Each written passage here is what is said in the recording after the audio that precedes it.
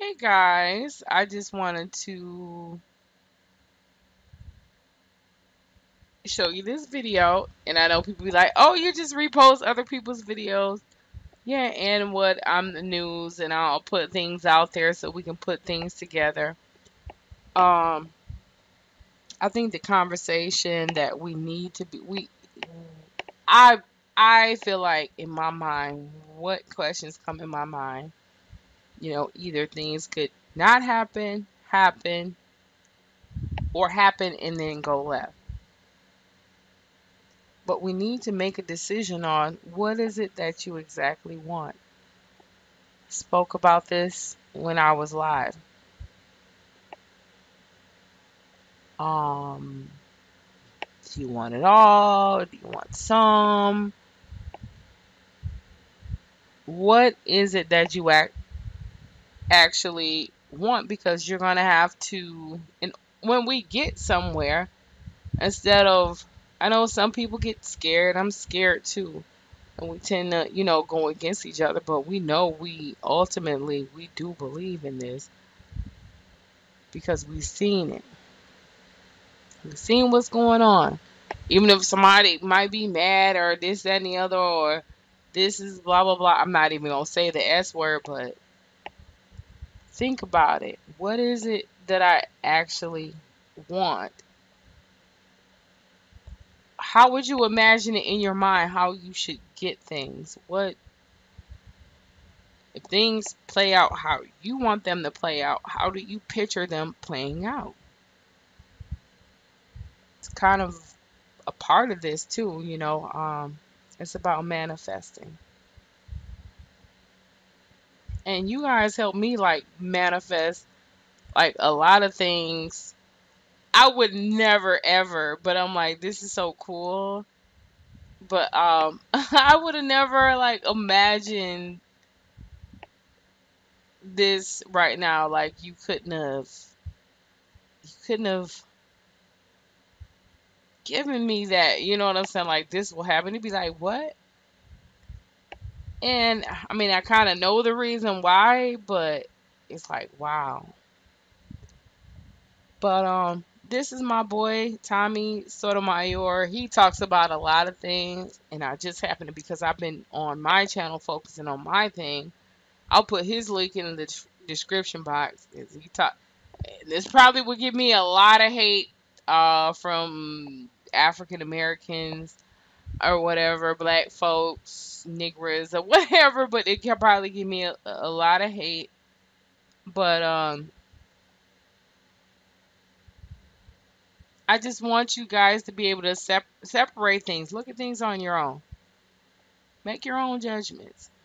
Look at the facts. Look at the facts. Look at the facts. Don't let nobody tell you nothing different. I mean, you can listen to everybody, but gather your facts. And then you choose your path. I love y'all. Peace.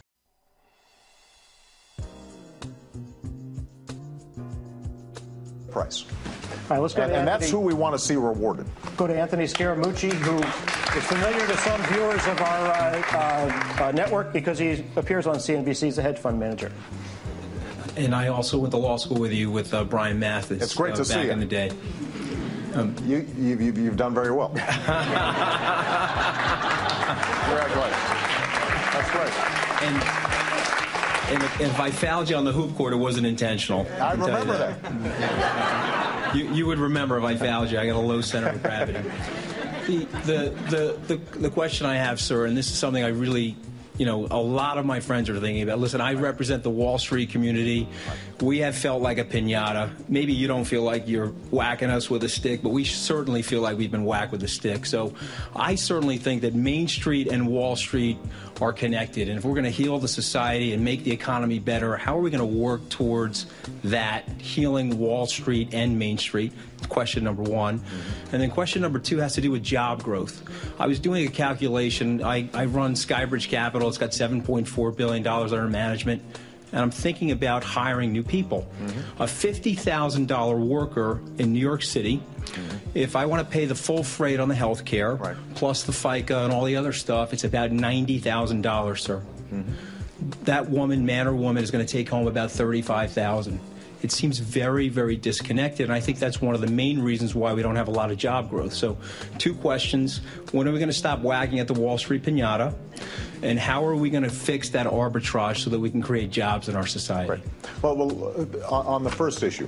And I promise not to foul you if we play hoops again.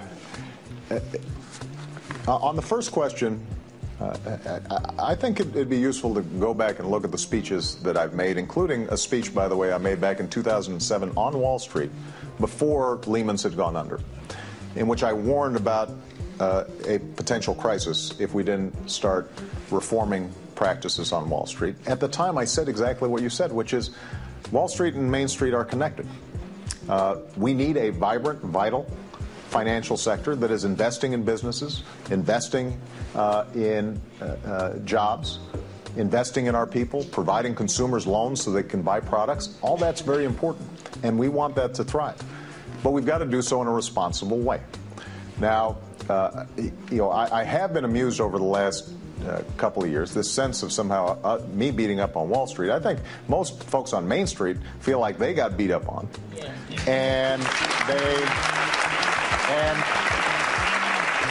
And I'll be honest with you, there's probably a big chunk of the country. Hold on a second. There's a big chunk of the country that thinks that I have been too soft on Wall Street.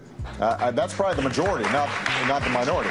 Now, what I've tried to do is just try to be practical. I'm sure that at any given point over the last 2 years, there have been times where I have been frustrated, and I'll give you some examples. I mean, when I hear folks who say that somehow we're being too tough on Wall Street, but after a huge crisis, the top 25 hedge fund managers took home $1 billion in income that year. $1 billion. That's the average for the top 25. And yet Forbes magazine puts on their cover a story saying he has an anti-colonial attitude, or Steve Schwarzman, a big figure on Wall Street, says their approach to the financial regulation and taxation is like Hitler invading Poland. Where does that come from? I don't know where that comes from. That's my point. I guess it is a two-way street. If you're making $1 billion a year, after a very bad financial crisis where 8 million people lost their jobs and small businesses can't get loans, then I think that you shouldn't be feeling put upon. The question should be, how can we work with you to continue to grow the economy? A big source of frustration, this quote that you just said, this was me acting like Hitler going into Poland, had to do with a proposal to change a rule called carried interest, which basically allows hedge fund managers to get taxed at 15% on their income. Now, everybody else is getting taxed at, a lot more. The secretary of the hedge fund is probably being taxed at 25, 28, right? And these folks are getting taxed at 15. Now, there are complicated economic arguments as to why this isn't really income, this is more like capital gains and so forth, which is a fair argument to have. I have no problem having that argument with hedge fund managers, many of whom I know and went to school with, and I respect their business acumen. But the notion that somehow me saying maybe you should be taxed more like your secretary when you're pulling home $1 billion or $100 million a year, I don't think is me being extremist or being anti-business. And that's the confusion we get into.